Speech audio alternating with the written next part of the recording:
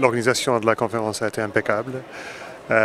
Et ce qui est plus important que ça, je pense que la communauté internationale a montré sa détermination d'implémenter l'accord de Paris.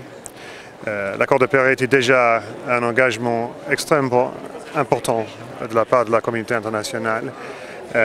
Et ce que nous avons fait, je pense, ce que j'espère nous allons faire avant la fin de la semaine, c'est de montrer au monde que la communauté internationale reste très engagée pour l'implémentation de cet accord qui est tellement important pour l'avenir de la planète. On a signé énormément de différentes choses ici et plus généralement, bien sûr, l'Union européenne travaille beaucoup ici au Maroc sur la lutte contre le changement climatique et sur le développement durable dans beaucoup de différents domaines.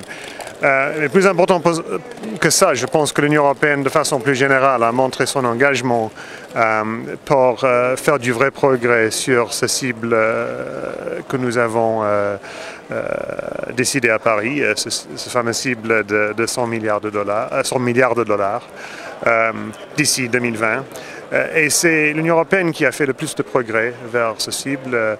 Déjà en 2015, l'Union européenne a engagé à peu près 20 milliards de dollars. C'est-à-dire, nous tenons nos paroles.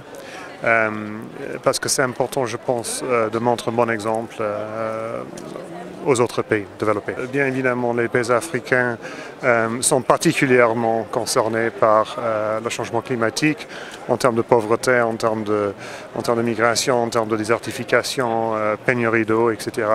Donc c'est une bonne initiative de la part du Maroc, je pense, de rassembler ces pays et de faire en sorte que l'Afrique soit un peu le thème phare de cette conférence.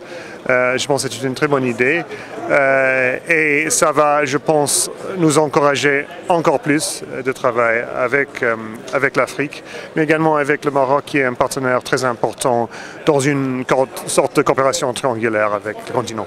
Ce que j'ai vu ici ces derniers jours, c'est une détermination absolue de la part de la communauté internationale de mettre en œuvre cet accord de Paris qui est un pas en avant, pas simplement important pour la planète, mais absolument vital.